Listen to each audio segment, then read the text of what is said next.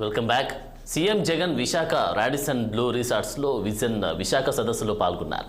ఈ సందర్భంగా తాను అమరావతి రాజధానికి వ్యతిరేకినని కాదని, అమరావతి శాసన రాజధానిగా కొనసాగుతుందని వెల్లడించారు. అమరావతిలో మౌలిక సదుపాయాల కల్పనకు 1,00,000 కోట్లు కావాలన్నారు.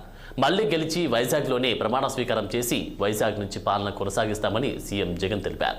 రానున్న ఎన్నికల్లో గెలిచి విశాఖ అభివృద్ధిని అన్ని విధాలుగా కట్టుబడి ఉంటామని సీఎం జగన్ తెలిపారు.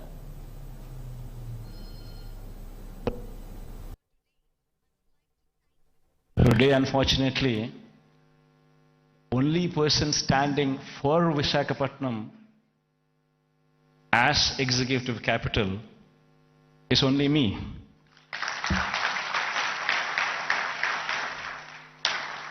Unfortunately, this is the reality. Fighting against the entire opposition,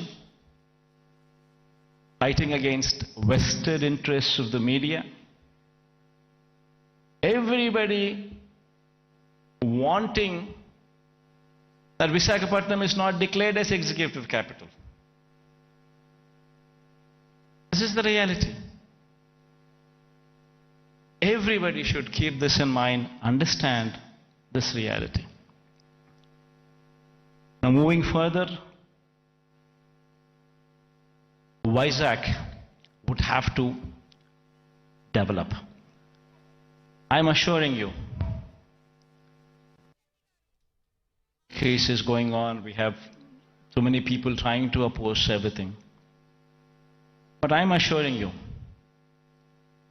post-election, my stay would be in Vizag. ఇక ఇదే అంశానికి సంబంధించి తాజా అప్డేట్స్ మా ప్రతినిధి కన్నబాబు అందిస్తారు. కన్నబాబు. Good afternoon Anand. విశాఖలో జరగనున్న 2 వేర్వేరు కార్యక్రమంలో పాల్గొనేందుకు ఈ రోజు విశాఖపట్నం అయితే ఇచ్చేసినటువంటి రాష్ట్ర ముఖ్యమంత్రి వైఎస్ జగన్మోహన్ రెడ్డి ఘనస్వాతం అయితే లభించింది. ఉదయం 10:30 ప్రాంతంలో తాడేపల్లి నుంచి విశాఖ విమానాశ్రయం చేరుకున్న అక్కడి నుంచి మధురవాడ ఐటీ హిల్స్ వద్ద ఏర్పాటు చేసినటువంటి హెలిప్యాడ్ అయితే చేరుకున్నటువంటి పరిస్థితి అయితే ఉంది.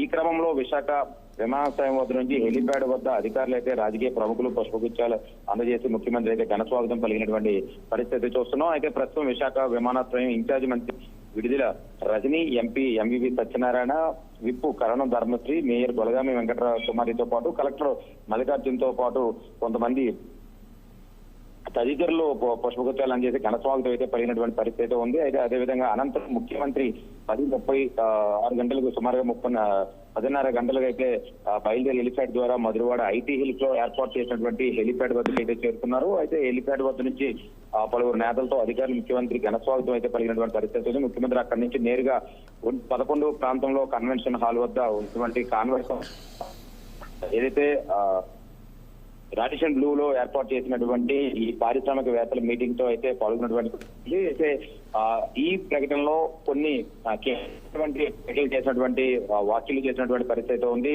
అయితే విజన్ విశాఖ సదస్సులో ఆయన మాట్లాడినటువంటి కీలకమైనటువంటి ప్రకటన, ఎన్నికలు అడ్డం వచ్చినా, ఎన్ని అడ్డంకులు వచ్చినా సరే విశాఖ కొనసాగిస్తాను, ఎట్టి పరిస్థితిలోని విశాఖ నుంచే నా పాలన అవుతుందంటూ కూడా ఆయన వ్యాఖ్యలు చేసిన మళ్ళీ గెలిచి వచ్చి విశాఖనే స్వీకారం చేస్తానంటూ కూడా కొన్ని కీలకమైనటువంటి వ్యాఖ్యలు, అలాగే విశాఖ అభివృద్ధికి అన్ని విధాలా కట్టుబడి ఉంటాను ఆయన చెప్పినట్టు ఉంది. అలాగే అమరావతికి ఏం వ్యతిరేకం కాదు, ఖచ్చితంగా స్టేట్ క్యాపిటల్ గా కూడా అమరావతి అయితే కొనసాగుతుందంటూ కూడా ఆయన కొన్ని వ్యాఖ్యలు చేసినటువంటి పరిస్థితి ఉంది. అయితే అమరావతికి మేము శాసన రాజధానిగా అయితే అమరావతి అయితే కొనసాగుతుంది. హైదరాబాద్ కన్నా విశాఖను అభివృద్ధి అయితే చెందుతుంది. గత 5 ఏళ్లలో ఎన్నో సంక్షేమ పథకాలు అయితే ప్రజలకైతే మేము అందించినటువంటి పరిస్థితి కూడా ఉంది. అలాగే ఆంధ్రాలో తలసరి ఆదాయం క్రమేపీ పెరుగుతూ వచ్చిందనే వ్యాఖ్యలు కూడా చేశారు. అలాగే దేశంలో వ్యవసాయంలో కూడా ఆంధ్ర రాష్ట్రంలో అగ్రస్థానంగా నిలిచే విధంగా అన్ని ఏర్పాట్లు అయితే చేశాము. అదేవిధంగా ఆంధ్ర